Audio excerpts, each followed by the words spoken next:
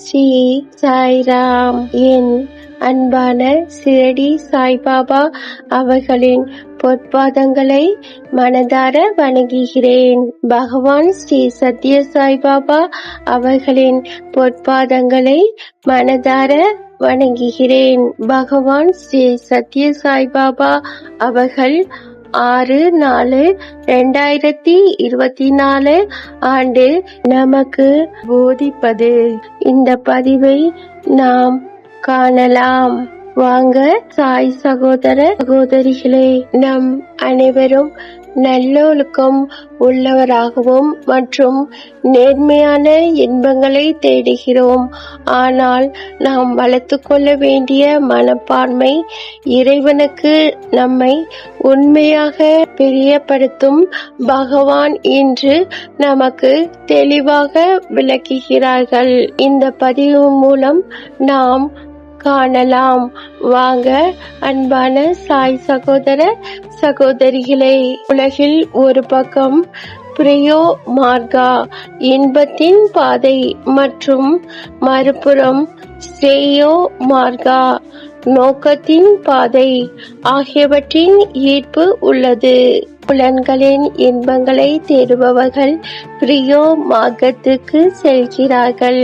இயந்திரங்களால் பெறப்படும் விரைந்த இவ்வுலக இன்பங்களை பற்றி அலட்சியமாக இருப்பவர்கள் கடந்தவும் தூய்மையான இதயம் கொண்டவர்களும் ஆன்மீக ஞானம் உள்ளவராகவும் ஸ்ரேயா மார்க்கத்தை பின்தொடர்கிறார்கள்.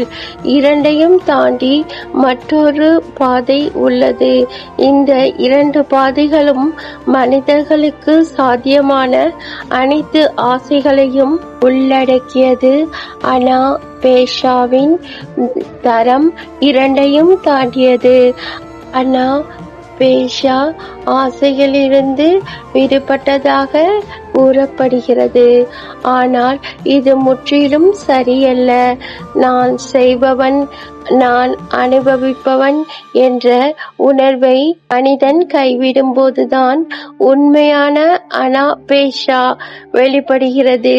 விரும்பி செய்யும் எண்ணமும் விருப்பம் இல்லாமல் அனுபவிக்கும் எண்ணமும் முற்றிலுமாக கைவிடப்பட வேண்டும் என்பதே இதன் பொருள். இதுவே அனாபேஷாவின் ஆசையின்மை உண்மையான நிலை. எல்லா செயல்களையும் கடவுள் பிரசாதமாக செய்யும் போதுதான் அனாபேஷாவும் மேலோங்கும்.